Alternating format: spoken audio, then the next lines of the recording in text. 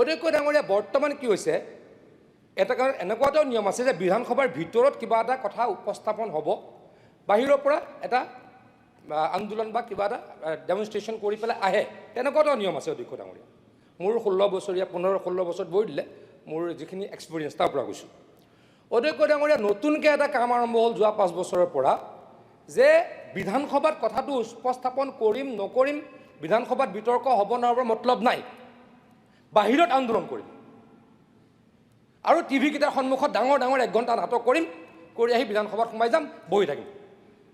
sir মোৰ ক'বলগীয়া কথাটো বিধানসভাত যি বিতৰ্ক হ'ল তাত গৈ কওক মোৰ একো ক'ব লগা নাই ছাৰ কিন্তু বিধানসভাত উপস্থাপন নোহোৱা কথা এটাৰ বেলেগ কথা যে কালি ধৰক এজন সদস্যই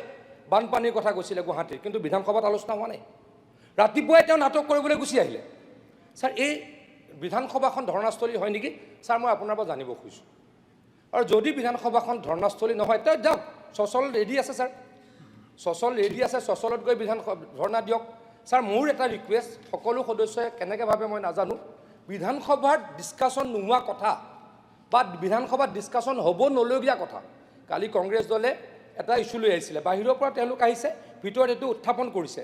গতিকে সেইটোত মোৰ ক'ব লগা নাই কিন্তু ছাৰ মই কোনটো কৈছোঁ যিটো বিধানসভাত মই আজি উত্থাপন নকৰোঁৱেই কিন্তু বাহিৰত মই নাটক কৰিম বাহিৰত মই আন্দোলন কৰিম ছাৰ বিধানসভাখন ছচল নেকি মোক আপুনি এবাৰ জনালে মই ভাল পাম আৰু যদি ছাৰ নহয় ছাৰ মই যদি আমাৰ কেইবাখনো কমিটি আছে BSC আছে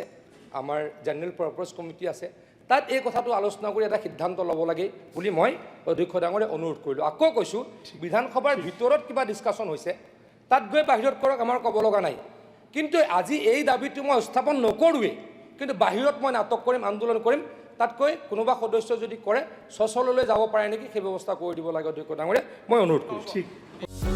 যিকোনো খবৰৰ বাবে যোগাযোগ কৰক আমাৰ এই নম্বৰত 9181 307 221